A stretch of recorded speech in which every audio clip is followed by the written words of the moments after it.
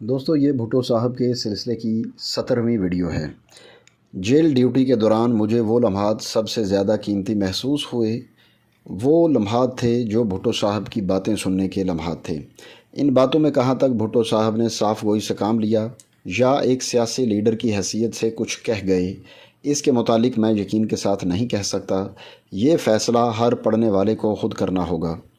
جہاں تک مجھ سے ہو سکا میں ان باتوں کو ریکارڈ پر لا رہا ہوں تاکہ میری طرح تمام پڑھنے والے بھی ان کی باتوں سے مستفید ہو سکیں۔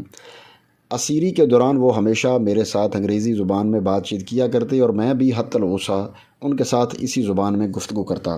ان کے انکشافات مدرجہ ذیل تھے۔ پاکستان اور ایٹمی طاقت۔ بھٹو صاحب نے پنڈی جیل میں مجھ سے اس موضوع پر چند مرتبہ گفتگو کی۔ کبھی وہ پاکستان اور بھارت کے تعلقات کے سلسلے میں اس موضوع کو زیر بحث لائے، کبھی پاکستان کی اشد ضرورت و ترقی کو موضوع بناتے ہوئے اس طاقت کا ذکر کیا۔ امریکہ، اسرائیل اور مغربی ممالک کی پالیسیوں کے تحت پاکستان کی بدقسمتی کا ذکر کیا اور پاکستان کی بقا کی خاطر بھٹو صاحب نے جب امریکہ کی وارننگ کو بھی مسترد کر دیا تو ان کو اس کال کوٹڑی تک پہنچا دیا گیا۔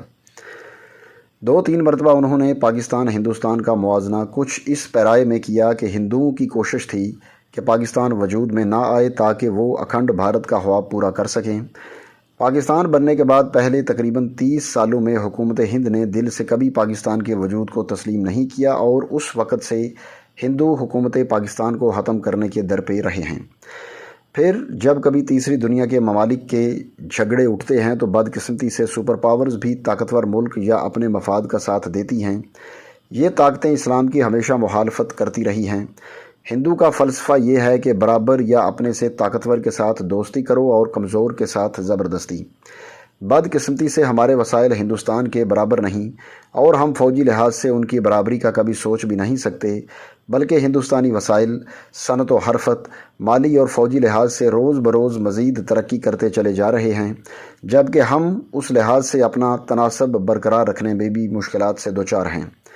1974 میں ہندوستان نے ایٹمی دھماکہ کر کے ایٹمی ٹیکنالوجی میں دنیا کی صف اول کی اقوام میں اپنا مقام حاصل کر لیا ہے۔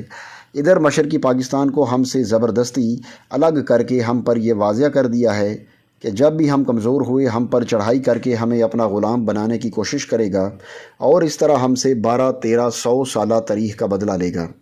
اس لیے ہماری سیکیورٹی کا واحد ذریعہ ایٹمی طاقت کے حصول میں ہے جو ہندوستان کو ہم سے باعزت طریقے سے رہنے پر مجبور کر دے گا۔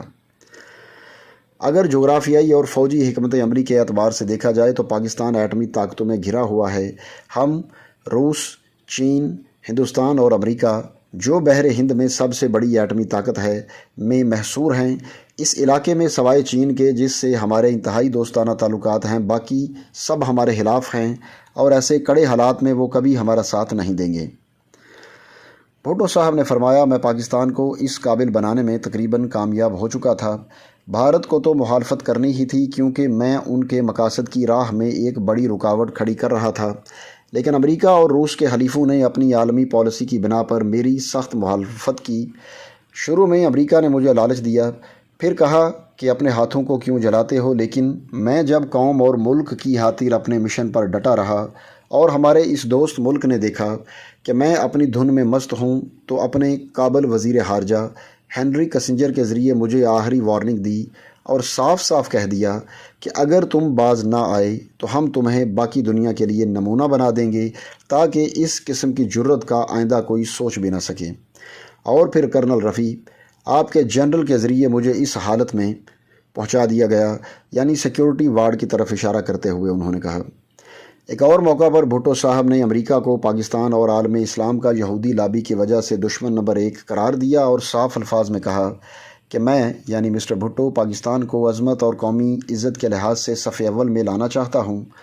اگر مجھے تھوڑا سا وقت اور مل جاتا تو میں اس مشکل مرحلہ کو سر کر لیتا۔ کہنے لگے، مجھے آپ پر فخر ہے اور ایک نہ ایک دن ہماری قوم کو احساس ہوگا۔ انہوں نے گہری سانس لیتے ہوئے کہا، کرنل، میں ناممکن کو ممکن بنانے والا تھا، مگر ان جرنیلوں میں اتنی ہمت، دور بینی اور قوم پرستی کہاں کہ میرے تقریباً مکمل کام کو آگے بڑھائیں۔ 1-2 لمحے سوچنے کے بعد کہنے لگے، ان کو ایسا کرنے ہی کون دے گا؟ CIA تو اس وقت دنیا کی تمام حکومتوں سے زیادہ مضبوط اور طاقتور ادارہ ہے۔ چند لمحے خاموشی کے بعد کہنے لگے، آج تمہارا جنرل امریکیوں کا منظور نظر ہے، لیکن کل جب اس سے ہز ماسٹرز وائس پر توجہ نہ دی تو اس کا انجام بھی وہی ہوگا جو اس طرح کے سامراجی ایجنٹوں کا ہوا کرتا ہے۔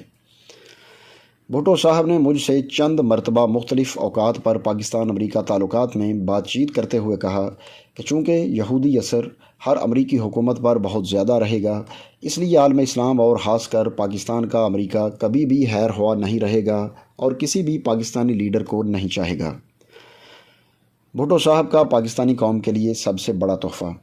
ایک ملاقات کے دوران میرے پوچھنے پر بھٹو صاحب نے فرمایا کہ ان کا پاکستانی قوم کے لیے ایک بڑا کام یہ تھا کہ انہوں نے اپنی قوم کو سیاسی بیداری یعنی پولیٹیکل اویئرنیس سے ہمکنار کیا۔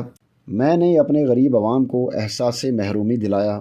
کہنے لگے، کرنل میں رہوں یا نہ رہوں، لیکن اب کوئی طاقت ہماری غریب عوام سے اس احساس محرومی کو کبھی چھین نہ سکے گی۔